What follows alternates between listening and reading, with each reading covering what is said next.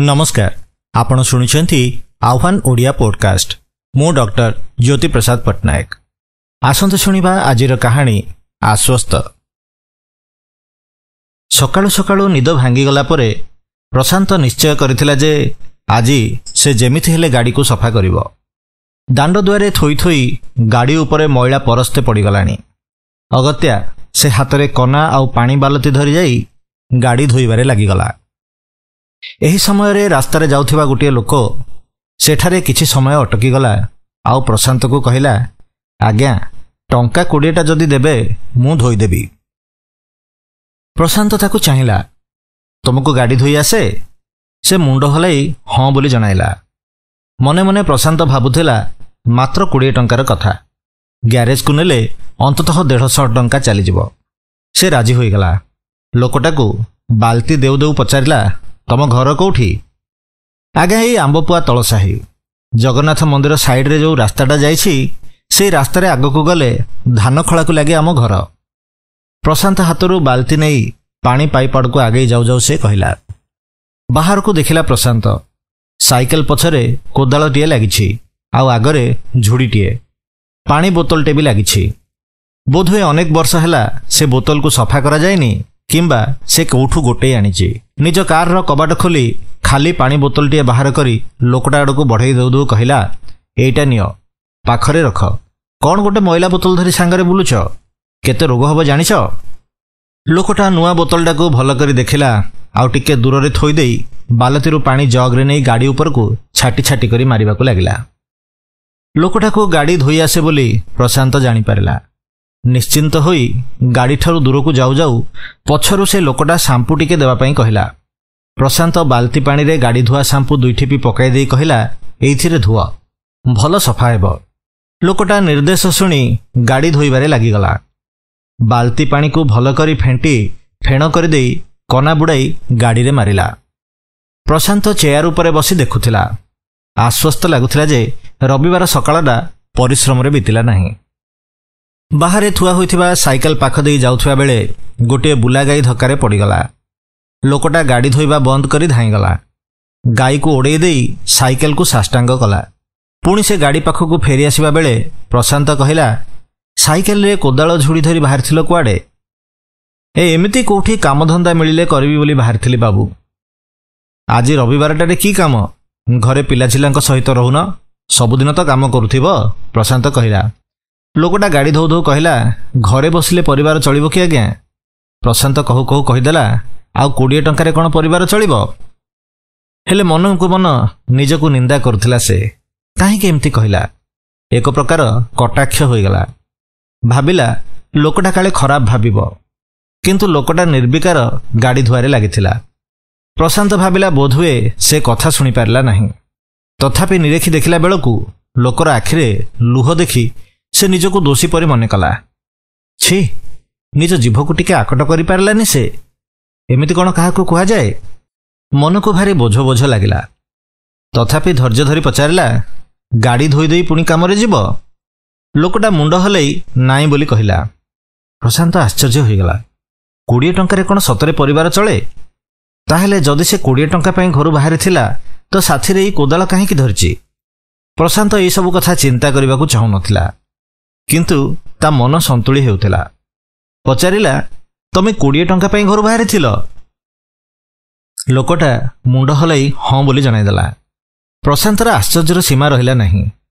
कौन सतरे जणे लोक मात्र 20 टंका पई 20 कोदाळ धरी काम करबाकू बाहरे? लोकटा गाड़ी रे शांपू लगाई सारिथिला। बाल्टी रे पानी आनिबाकू जाउथिला। प्रशांत ताकू अटकाई देई पचारिला, 20 टंकारे कौन करिवो? एथिरे तो चाउल किले भी आसीबनी, आलू किले 10 आउ पियाज 40 हेलानी। तमे कौन पाइबो? लोकटा नीरव रे कहला, आज्ञा साहू दुकान रो पूरी उपमा किनिबी। आज मो सान झियो को 5 वर्ष हैला। केते दिन हेलानी से कहउतिला पूरी उपमा खाइबो बोली। सबुदिन काम धंदारे लागी समय पाउ नथिली। आज ता बो कहला, जाओ झियो पई पूरी उपमा आनि दियो। सी तिरिला लोक कौन जानिबो जे मो पाखरे टंका 10टा भी नाही। सेइथि पई बाहरी थिली। जहा भी पाइले झियोटा पई पूरी 2टा आउ उपमा टिके नै जिबी। प्रशांत आ करी चाहिथिला।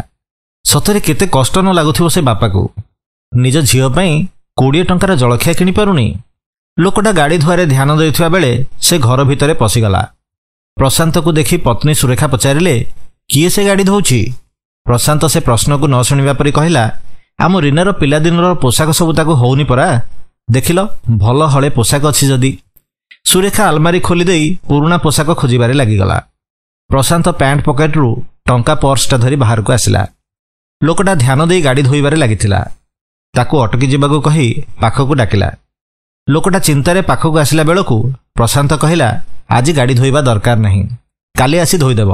ଏଇ ନିଅ ଟଙ୍କା, ଯାଅ ତମ ଝିଅ ପାଇଁ ପୁରୀ ଉପମା ନେଇଯିବ। ଲୋକଟାର ଆଖିରେ ଲୁହ ଭରି ଆସିଲା। ସେ କ'ଣ କହିବ ବୁଝିପାରୁନଥିଲା। ପ୍ରଶାନ୍ତ ତା ହାତକୁ 50 ଟଙ୍କାଟେ ବଢ଼େଇ ଦେଇ କହିଲା, ଶୀଘ୍ର ଯାଅ, ତୁମ ଝିଅ ଅପେକ୍ଷା କରିଥିବ।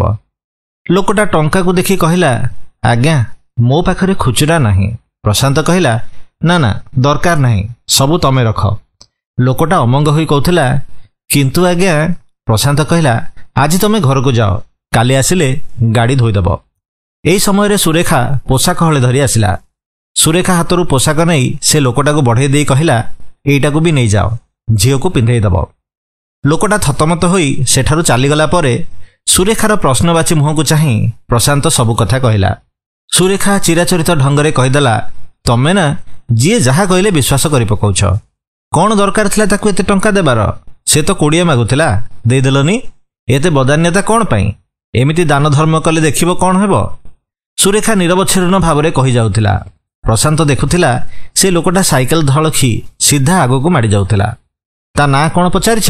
ସୁରେଖାର ପ୍ରଶ୍ନରେ ପ୍ରଶାନ୍ତ ଚିନ୍ତାମଗ୍ନ ହୋଇଗଲା। ଆରେ ନା ତ, ସେ ତ ନାଁ ବି ପଚାରିନି। ସୁରେଖା ପୁଣି ଥରେ ଉପଦେଶାତ୍ମକ ଭାଷଣ ଦେଇ ଦେଇ ଘର ଭିତରକୁ ଚାଲିଗଲା। ପ୍ରଶାନ୍ତ ସେଇ ବାହାରେ ଠିଆ ହୋଇ ଭାବୁଥିଲା, ଯାହା କରିଲି ତାହା କରିବା ଉଚିତ ଥିଲା ନା ନାହିଁ। 50 ଟଙ୍କାର କଥା। ସେମିତିରେ ବି ଲୋକଟା ଗାଡ଼ି ଅଧା ଅଧି ଧୋଇସାରିଛି। ପାଣି ଟିକେ ମାରିଦେଲେ ଚକଚକ୍ ହୋଇଯିବ। ବାଲତିରୁ ପାଣି 2-3 ଜଗ ଧରି ସେ ଗାଡ଼ି ଆଡ଼କୁ ଛାଟିଲା। ଅଳସୁଆ ଲାଗିଲା। ନା ଥାଉ, ସେ ଲୋକଟା ତ କହିଛି କାଲି ଆସି ଧୋଇବ। ଘର ଭିତରକୁ ଚାଲିଗଲା ସେ।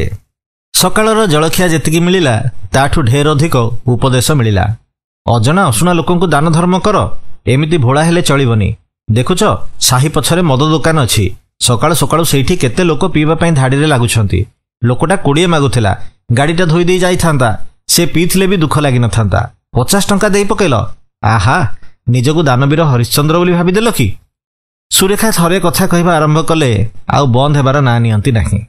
ଅଗତ୍ୟା ଟିଭିରେ ନ୍ୟୁଜ୍ ଚ୍ୟାନେଲ ଲଗାଇ ବସିଗଲା ସେ। ଦୁର୍ଭାଗ୍ୟକୁ ସକାଳୁ ସକାଳୁ ମଦ୍ୟପାନର କୁପ୍ରଭାବ ବିଷୟରେ କାର୍ଯ୍ୟକ୍ରମଟେ ଲାଗିଗଲା। ଉଫ୍! ସୁରେଖା ତାକୁ ଦେଖିଦେଇ ପୁଣି ଥରେ ମାଇକ୍ ଲଗାଇ ଦେଇ ଘର କାମରେ ଲାଗିଗଲା। ଟିଭିରେ ଗୋଟିଏ ପରେ ଗୋଟିଏ ଚ୍ୟାନେଲ ବଦଳାଇ ସେ ଦେଖୁଥିଲା, ହେଲେ ମନକୁ କିଛି ଭଲ ଲାଗୁନଥିଲା। କିଛି ସମୟ ପରେ ତାକୁ ଉପଲବ୍ଧି ହେବାକୁ ଲାଗିଲା, ସତେ ଯେମିତି ସେ ମସ୍ତ ବଡ଼ ଭୁଲଟିଏ କରିଦେଇଛି। ସୁରେଖା ଠିକ୍ କହିଛନ୍ତି, ଏତେ ବଦାନ୍ୟତା ଦେଖାଇବା ଉଚିତ ନଥିଲା। ଲୋକଟା ନିଜ ପ୍ରାପ୍ୟ 20 ଟଙ୍କା ନେଇ ଯାଇଥାନ୍ତା, ଆଉ ବେଶୀ ହେଲେ ଅଧଘଣ୍ଟାରେ ଗାଡ଼ିଟା ଧୋଇ ଦେଇ ଚାଲି ଯାଇଥାନ୍ତା। ତୁଚ୍ଛାରେ ତାକୁ ଅଧିକ ଟଙ୍କା ଦେଇ ପକାଇଲା ସେ। ସେତେବେଳେ ତାକୁ ମନେ ପଡ଼ିଲା, ଲୋକଟା ତା ଘର ଠିକଣା ଦେଇଛି। ଯଦି ସେ କାଲି ନ ଆସେ, ପ୍ରଶାନ୍ତ ନିଜେ ଯାଇ ତାକୁ ଖୋଜି ବାହାର କରିବ ଆଉ ଦେଇଥିବା ପଇସା ଅସୁଲ କରିବ ବୋଲି ମନେ ମନେ ସ୍ଥିର କରିଲା। ଆଉ ଏଇ କଥାଟା ନିଜ ମନରେ ହିଁ ରଖିଲା, କାରଣ ମୁହଁ ଖୋଲିଲେ ପୁଣି ଥରେ ଘରେ ବିବିଧ ଭାରତୀ ଆରମ୍ଭ ହୋଇଯିବାର ସମ୍ଭାବନା ଥିଲା। ସେ ବୈଠକରେ ସୋଫାରେ ବସି ଟିଭି ଦେଖୁ ଦେଖୁ କେତେବେଳେ ଶୋଇଗଲା ଜାଣିପାରିଲା ନାହିଁ। କିଛି ସମୟ ପରେ ସୁରେଖାର ଡାକରେ ତା ନିଦ ଭାଙ୍ଗିଲା। ସୁରେଖା ଆଶ୍ଚର୍ଯ୍ୟ ହୋଇ ପ୍ରଶାନ୍ତକୁ ଚାହିଁଥିଲା। ପ୍ରଶାନ୍ତ କିଛି ବୁଝିପାରିଲା ନାହିଁ। କାନ୍ଥ ଘଣ୍ଟାକୁ ଚାହିଁଲା। ଦିନ 11ଟା ହେଲାଣି। ଓଃ, ସେ ପ୍ରାୟ 2 ଘଣ୍ଟା ଶୋଇଯାଇଛି। ସେ ଅଳସୁଆ ଭଳି ପୁଣି ସୁରେଖାକୁ ଚାହିଁଲା। ଝିଅ ରୀନା ଘର ଭିତରକୁ ଧାଇଁ ଆସି କହିଲା, ପାପା ପାପା, ସେ ଝିଅଟା ମୋ ଡ୍ରେସ୍ ପିନ୍ଧିଛି। ସୁରେଖା ବୁଲିପଡ଼ି ଘର ବାହାର ଆଡ଼କୁ ଚାଲିଗଲା। ପ୍ରଶାନ୍ତ ସୋଫାରୁ ଉଠି ଆଖି ମଳି ମଳି ବାହାରକୁ ଗଲାବେଳକୁ ସେଇ ଲୋକଟା ଛିଡ଼ା ହୋଇଥିଲା। ସାଙ୍ଗରେ 5 ବର୍ଷର ଝିଅ। ତାକୁ ରୀନାର ସେଇ ପୁରୁଣା ପୋଷାକ ପିନ୍ଧେଇ ଦେଇଛି। ପାଖରେ ବୋଧହୁଏ ତା ସ୍ତ୍ରୀ ଛିଡ଼ା ହୋଇଥିଲା। ସୁରେଖାକୁ ଚାହିଁଲା ପ୍ରଶାନ୍ତ। ସୁରେଖା କିଛି ନ କହି ଘର ଭିତରକୁ ଚାଲିଗଲା। ପ୍ରଶାନ୍ତ ସେ ଲୋକଟାକୁ ପ୍ରଶ୍ନିଳ ଚାହାଣୀରେ ଚାହୁଁଥିଲା। ଲୋକଟା କହିଲା, ଆଜ୍ଞା, ଗାଡ଼ିଟା ଆଜି ଧୋଇଦେବି। ଆପଣଙ୍କ ବଗିଚାରେ ଘାସ ବେଶୀ ହୋଇଯାଇଛି। ନିଜ ସ୍ତ୍ରୀ ଆଡ଼କୁ ଦେଖାଇ କହିଲା, ଇଏ ଘାସ ବାଛିଦେବ। ଆଉ ଯଦି କିଛି କାମ ଅଛି ଆପଣ କୁହନ୍ତୁ। ପ୍ରଶାନ୍ତକୁ ତା ନିଷ୍ପତ୍ତି ଭୁଲ ନାହିଁ ବୋଲି ଉପଲବ୍ଧି ହୋଇଯାଇଥିଲା। ଲୋକଟା ବାଲ୍ଟି ଧରି ଗାଡ଼ି ଧୋଇବାକୁ ଚାଲିଗଲା। ତା ସ୍ତ୍ରୀ ବଗିଚାରେ ପଶି ଘାସ ବାଛିବାକୁ ଲାଗିଗଲା। ପ୍ରଶାନ୍ତ ସୁରେଖାକୁ ବାହାରକୁ ଡାକି କହୁଥିଲା, ସେ ସ୍ତ୍ରୀ ଲୋକଟାକୁ ଟିକେ ବୁଝେଇ ଦିଅ ତମ ବଗିଚାରେ କ'ଣ କାମ ଅଛି। ସୁରେଖା ପ୍ରଶାନ୍ତକୁ ଚାହିଁ ସରି କହିଦେଇ ବଗିଚା ଆଡ଼କୁ ଚାଲିଗଲା। ପିଣ୍ଡାରେ ବସିଥିଲା ରୀନା ଆଉ ସେ ଲୋକର ଝିଅଟା। ଖୁସିରେ କହୁଥିଲା, ଆଜି ତମେ କ'ଣ ଖାଇଲ? ଜାଣିଛ, ମୁଁ ଆଜି ପୁରୀ ଉପମା ଖାଇଲି। ଝିଅର ମୁହଁଟା ଖୁସିରେ ଉଜ୍ଜ୍ୱଳ ଲାଗୁଥିଲା। ଲୋକର ହାତରେ ଯାଦୁ ଥିଲା ପରା। ପ୍ରଶାନ୍ତକୁ ନିଜ ଗାଡ଼ିଟା ନୂଆ ହେଲା ଭଳି ଲାଗୁଥିଲା। ଆଉ ବଗିଚାଟା ସଜାଡ଼ି ହେଇଯାଉଥିଲା। ଆଉ ପ୍ରଶାନ୍ତକୁ ବହୁତ ଆଶ୍ୱସ୍ତ ଲାଗୁଥିଲା। ଆପଣମାନେ ଶୁଣିଲେ କ୍ଷୁଦ୍ର ଗଳ୍ପ ଆଶ୍ୱସ୍ତ। ଲେଖିଥିଲେ ଡାକ୍ତର ଜ୍ୟୋତି ପ୍ରସାଦ ପଟ୍ଟନାୟକ।